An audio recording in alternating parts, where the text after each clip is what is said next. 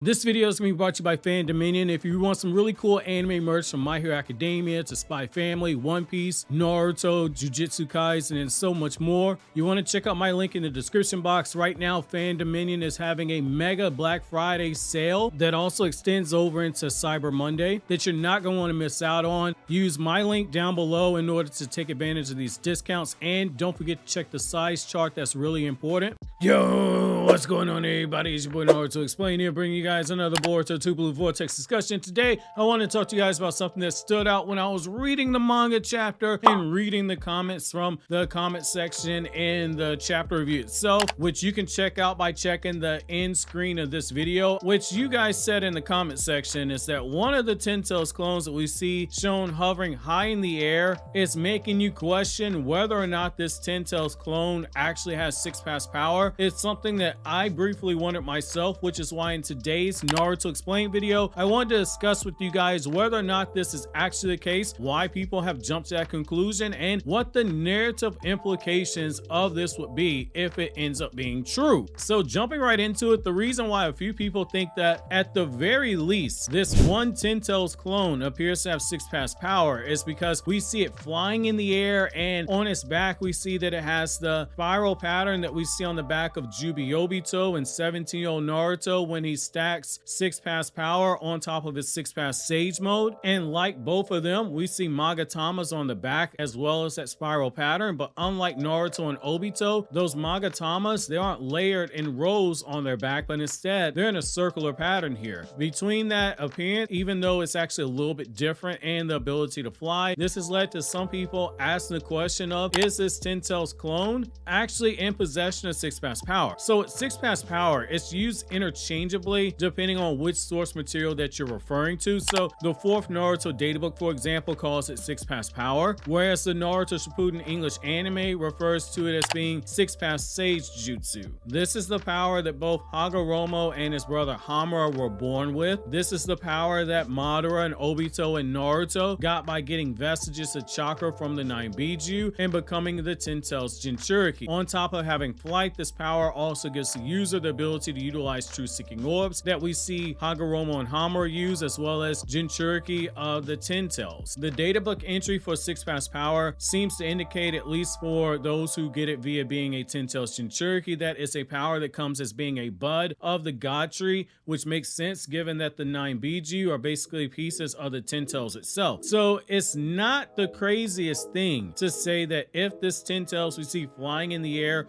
was the main body of the Ten Tails and therefore possesses some variation of 6-pass power. I'm not willing to go that far, but I can see how some people are coming to that conclusion. However, while the marker on the back is extremely cool and it does draw your attention, since it is the only one out of these Ten Tails clones that have it, which that is a clear intentional design choice, I again think we need to press pause a bit and wait until we see this thing in combat before we jump straight into this thing has 6-pass power. While the Magatamas and the spiral pattern and the ability to use flight, they are big indicators, I only want to press pause because just given that this thing looks like Jigen, we have to ask ourselves if this thing is able to fly, because that's Jigen's genetics, since Jigen, when he was alive, did interact with that Ten Tails, though he was only drawing in chakra from the Ten Tails. I don't think it's by mistake that this Ten Tails who we see that looks like Jigen is also flying, which is a power that Jigen possesses, because Jigen genetically was an Otsutsuki. However, if we cut back to this thing in the future and we see it flying, or we see it hovering in the air and it's got true seeking orbs around it like we saw Hagoromo when he met with Naruto, then that pretty much is a slam dunk in terms of it being evidence that, hey, this is 6-pass power. That will be definitive proof, and that could not be disputed. Right now, I still think there's a bit of a gray area here. However, while I'm personally choosing to take a more conservative approach, I do think we have to at least consider what this means if just this one Ten Tails has the amp of 6-pass power. That would clearly cement this one Ten Tails as being the leader of this entire group of Ten Tails clones that we see chasing after Boruto. It would also be something that makes it stand out compared to the other Ten Tails that we see, and that's what you want out of these Ten Tails clones, for there to be a distinct pecking order in terms of power. It would be a terrible idea for them all to be equal to each other or somewhat relative to each other. Case in point, the Akatsuki, they had clear levels of power. There was a bare floor in terms of a minimum that you needed in order to be considered Akatsuki Akatsuki level, but nobody in their right mind would say, hey, Hidan is just as strong as Kisame because they're both in the Akatsuki. Anybody who says that, respectfully, you need to check their breath because they're probably drunk. However, with the car inners, while there was a pecking order to the inners, I think we all would agree that there was one huge shortcoming with the car inners in Boruto Naruto Next Generations, which is that the power levels that the inners displayed, it was a bit all over the place. On one hand, you had Sasuke hyping them up as being these Otsutsuki level fighters when he barges into Naruto's office, when he's speaking to Boruto after the Mujina Bandits arc, and then when we look at what we have in the manga, their power levels are all over the place. You go from Delta holding her own in taijutsu against 6-pass Chakamo Naruto, and then you have Code saying that it'd be up to him or Boro to defeat Naruto, implying that they're stronger than Delta, but then we see Boro playing around with the members of Team 7, but they're landing real shots on him that they shouldn't have, even with him severely holding back like how we know that he was, since the moment he transformed, he absolutely one-shots all of them. Then you had Kashin Koji, who in the anime, it shows you he's relative to Kakashi, which that's no small thing. Kakashi in the Boruto era